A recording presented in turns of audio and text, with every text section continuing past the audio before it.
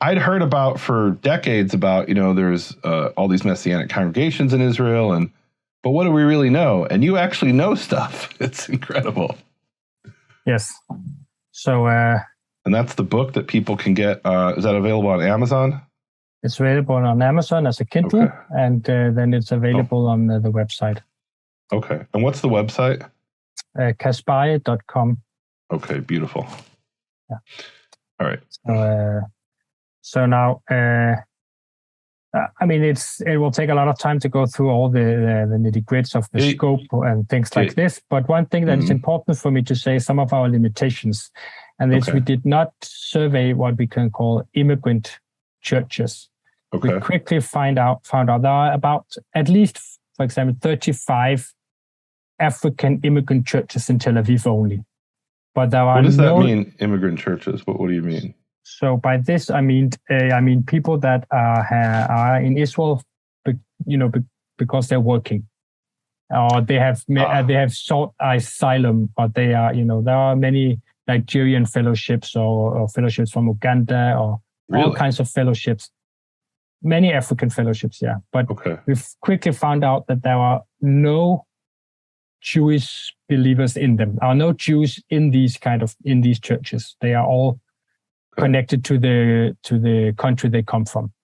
And they don't self-identify, I'm assuming, as Messianic or Hebrew or anyway? Okay. No. They identify with the churches back in their home country.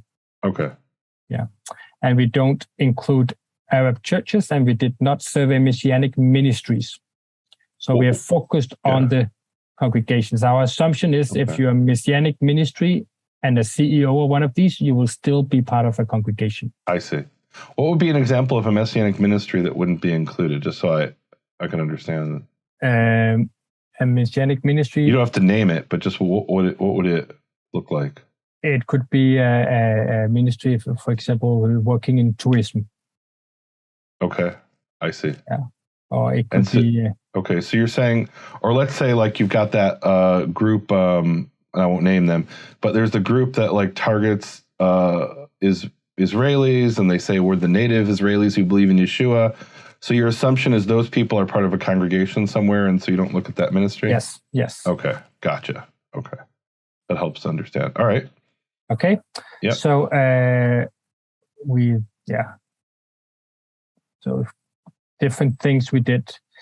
So what we did was that we found out all these pastors. First, we went around asking some of the local pastors and leaders, are you at all interested in this kind of survey? And most of the pastors we asked before we began said, yes, please do this survey for us. Oh, wow. That's so we got help from some of the local pastors. And then we went out and asked the pastors, how many congregations are in your city and what are the names of the congregations and of the pastors and of the elders. And then we asked that question, we asked all pastors. And that way we came out more and more to all the congregations. There were also some official directories of congregations that we used to check up if the pastors were still there, all these kinds of things. So when all that was done, we interviewed every pastor for about an hour or an hour and a half with different questions. So this is the questions that in the areas of what we ask: the fellowship's history, the numbers of individuals, including how many are Jews and non-Jews. So that's a demographic breakdown: under 18, over 18, family status, countries of birth, all these kinds of things. We ask about theology, ministry, main service, and life, how this we looked into. So you talked about the spectrum, right? So we would ask them, where are you on the Judaism Christianity spectrum, right? Okay. We asked that's really interesting. Okay. The views of the State of Israel and army service, if they had any denominational affiliations, views of the charismatic gifts, if they're charismatic or not, the theology of communion, what they thought Jesus was, if they practiced halakha, the view of women, if they're harassed, finances, connectedness, statements of faith, main language, all these kinds of things. So these are the questions we surveyed for the pastors. When we did that, after that, we sent out an online survey to all the pastors to send around to their congregants and to get them to answer, to see if the congregants had the same ideas as the pastors of their own congregations. So that was very interesting to see. Wow, that is interesting. Would the pastor see the results, or would that go directly to you? No, that would go directly to us. So that's it. It's like almost like a secret ballot. So I don't want to jump ahead, but I want to know the answer. So I do want to jump ahead. How different was the views of the and let's just save this as a thought. Were they substantially different, the views of the congregants versus the pastor? No. No, they weren't. Okay. All right. So I guess that's the answer. No, they weren't. Okay. That's interesting. Yeah. Were they substantially different from one another? Yes. That could be very big differences. Yeah. Okay. Well, we'll talk about some of those. All right. So what do we have here? Congregation versus house groups. What does that mean? So we interviewed representatives of 273 congregations. So that would be excluding the 7 congregations that we know exist, or fellowship we know exists, but we couldn't get hold of. Okay. And then people were asking us, how big are the congregations? Are they a house group or are they a congregation? Things like this. And so we decided. So this is just a breakdown, you can see, of the sizes. If they are more than 20 people, we considered it a congregation. Okay. And if they were less than 20 people, we considered it a house group. Okay. So that's the breakdown of that. So that we found 197 congregations above 20 people inside the congregation, and 76 fellowships that were less than 20. And this is all over Israel? This is all over Israel. One interesting thing, we'll see if we have time to go to that, is that they are spread out equally, almost equally, in all 6 districts of Israel. Okay. So they are as many in the south as there are in Tel Aviv. Wow. That's interesting. Even though there's a lot more people in Tel Aviv. Yes. That is interesting. Okay. All right. Yeah. So that's what that is. And we also found out, this might surprise a lot of people, that because when we think about a Messianic congregation in Israel, we tend to believe that the main language is Hebrew. And we found here that actually 136 out of these 273 congregations were Russian speaking. Wow. So that's a lot. Romanian? 30 were Romanian? No. 2 were Romanian. Okay. What was that? Amharic. Amharic is the Ethiopian language. Yes. Okay. Wow. So it only 16 were English. That surprises me. I would have thought more. But I guess I'm wrong. That's really interesting. So tell me how this comes about, if you know, that you have 136 that are Russian speaking. That I think I know the answer to. I don't know the answer to the Romanian or the Spanish. That's a bit surprising to me. So, it might not be as surprising as you think, but of course, the Russian speakers, that has to do with the influx of Russian speakers in the 80s and 90s and the early 2000s. There were different time periods where there were a great influx of Russians with a Jewish heritage moving to Israel. So let's put that in context. So the current population of Israel, I want to say in 2022, is something like 9 million, is it including about 9.5, I think. In 2020, it was 9.2. Yeah. Okay, so, and over 1 million people immigrated to Israel from the former Soviet Union just in the 90s, just in the early 90s, if I'm not mistaken.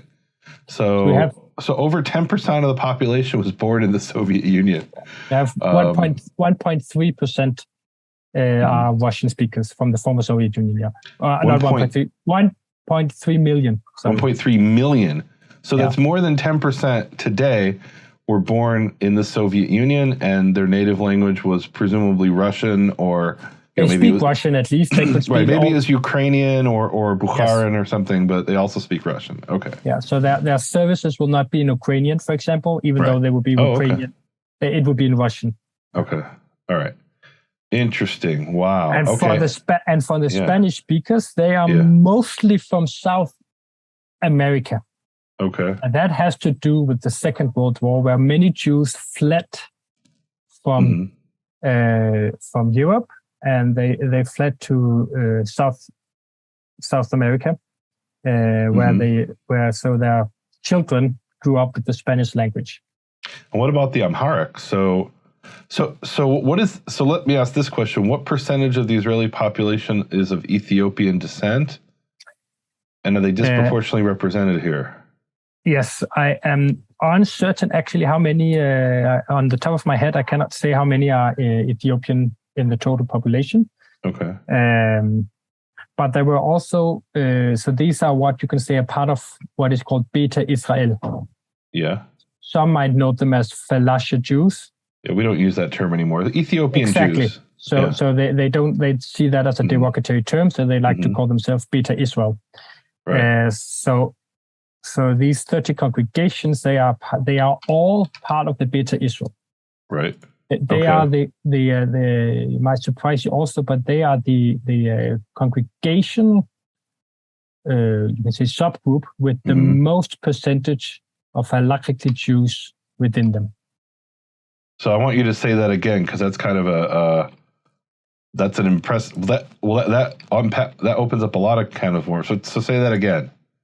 So the Ethiopian congregations are the subgroup where within you have the most halachically Jewish members. So what you're saying is, if I'm understanding correctly, not everyone in these congregations is considered Jewish halachically, meaning by rabbinical law, which might mean they have a father who's Jewish, or their father's father was Jewish, and the rabbis wouldn't consider them, the Orthodox rabbis wouldn't consider them Jewish. Would there be people in these congregations who have no Jewish ancestry? Yes. Okay. And so the Ethiopian segment here is has the largest percentage of halachic Jews. That's really interesting. So I just looked it up. According to Google, take that with a grain of salt, there's about 160,000 Ethiopian Jews in Israel. And you said the population's 9.5 million. So that would put them at around, let's call it 2%, right? 1.7% or something of the Israeli population. So that also includes Arabs. And then here we have them at, what is the percentage here, at least of the congregations? And I guess this is a bit, might be misleading because maybe the congregation is 20 people. Yes. I'm doing the math here. So 273. So 30 divided by 273. So 11% are Ethiopian or Amharic speaking, at least, even though they only represent 2% of the Israeli population. That's really interesting. How do you explain that? I think it's, without knowing it specifically, I think it's the same dynamic that goes on with the Russian speakers. So you have these large groups of immigrants coming in, making Aliyah, both from Russia, and also you have especially, what's the Project Solomon and Moses, Operation Moses and Operation Solomon, bringing in the Beta Israel, where you have large groups of coming in at the same time. Okay. And they come to a new country. They might not know anybody, and they are either fleeing from something, or they are pursuing a better life here in Israel.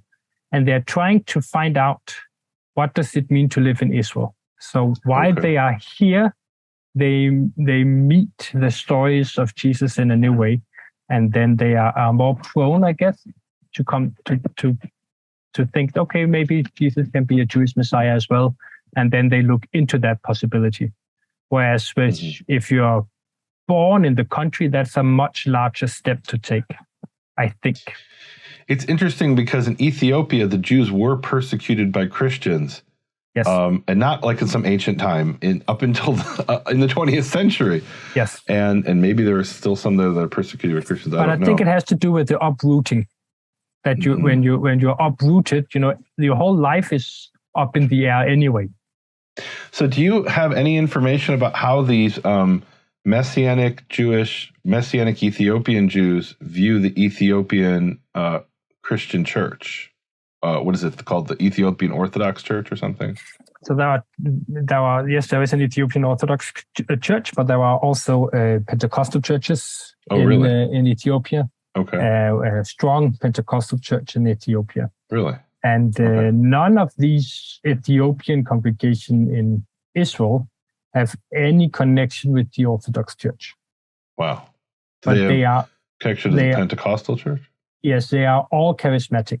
Now, that doesn't have to be a formal relationship with the, some do, but most don't, with the churches in Ethiopia, but they are all charismatic. Wow. So I want to save that question about charismatic because I want you to share some of the other stuff, but I already wrote that down. I wrote down 3 questions I want to get to, and that's from your survey. Charismatic gifts, Holy Communion, and deity of Jesus Yeshua. Those were 3 of your questions. I hope we'll have time to get to that, but I want you to continue because this is fascinating. This is amazing.